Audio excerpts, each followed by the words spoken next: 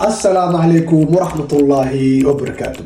مر والبا انت كو شيغا ما ahan isgaro marmar commentiga fur waxalaykum asalaam soo qor waa hamsaki waa ogtahay mar ku qasbay marka saasiga kugu dheereen ila daaw ya kala yaasan ila daaw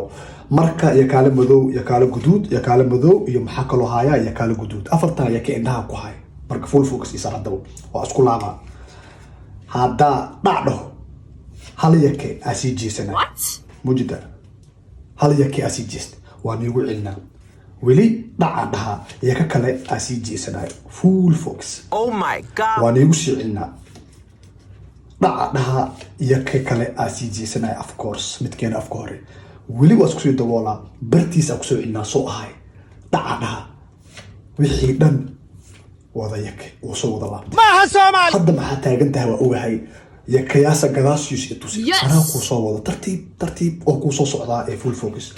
yakayaasa dhan gadaasooda waa color blue hadda waa full focus wuxuu dhan waa color blue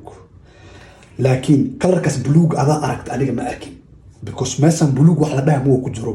sababta ana u fahamsina hadda hal mar dhacdo oo jeediyo colorka guduudka haday ku tusay ma ahan blue-na ma ku jiro